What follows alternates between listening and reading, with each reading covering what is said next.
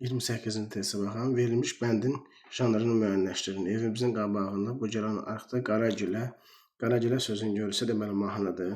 Bunu düşünməyə ehtiyac yoxdur. Cəmiyyətdə, ailə və məişətdə insan və xarakterində və əməllərində müşahidə olunan nöqsanları tənqid edir. Nöqsanlar tənqid edilsə lətifədir. Həyata əks etdirmə baxımından biri fərqlidir. Səməndar quşu əfsanədir, epik növ. Astiaq rəvayətdir, epik növ. Bu gün işin sabaha qoyma, atalar söylü məsələlər, epik növ. Gün çıx, nəğmə, lirik növ. Yanıltmalar epik növə aiddir. Deməli, cavabımız D variantıdır. Xalq oyunları, xalq tamaşası, şəbəkələri, bunlar hər üçü də dramatik növə aiddir. Bunların kəsişməsi, yəni bunların oxşar cəhəti soruşur. Hər üç janrda təhkiyə və nəql etmə, xeyr, bunda da əyani göstərmədir. Tərənnüm, lirik, nicət, xeyr. Hər üç janra aid nümunə dövrümüzə qədər gəlib çatmışdır. Bəli, gəlib çatmışdır. Hər üç ən qədim janr, xeyr, ən qədim janrlar əmək nəğmələridir. Hər üç folklorun aparıcı janrlarıdır. Xeyr.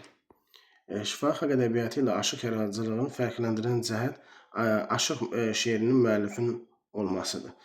O biri variantlarda baxar. Janr etibarilə folklorun geniş və əhatəli olması. Deməli, xeyr, bu deyil.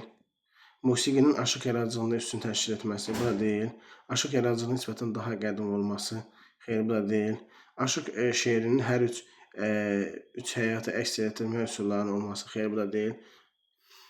Deməli, aşıq yaradıcılığı ilə bağlı səhv fikri tapın. Aşıqlar iki qrupa bölünür, yaradıcı aşıqlar, düzdür. Dastan aşıq yaradıcılığı məhsuludur, düzdür.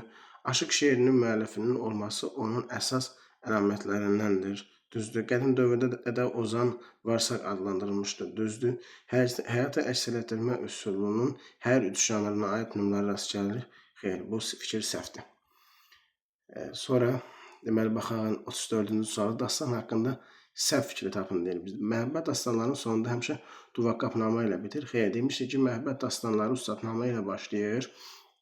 Amma məhəbbət dastanları sonu yaxşı bitərsə duvaqqapnamə, sonu faciə ilə bitərsə cahannamə ilə olacaq. Deməli, səhv fikrimiz elə burada bu olacaq.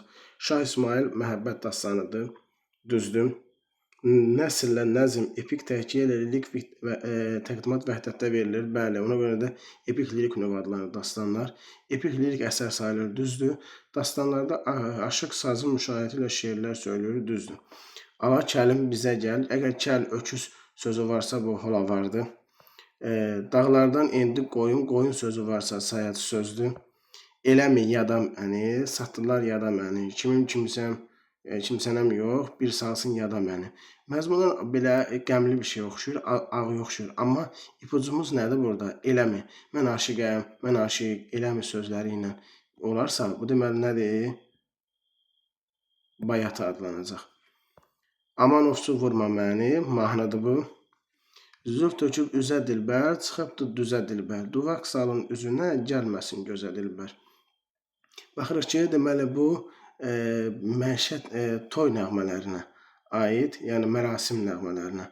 Xalqın məişəti güzəranı, çünki xalqın xalqımın toy kimi bir adəti var deyimi elə burada isbat olunur.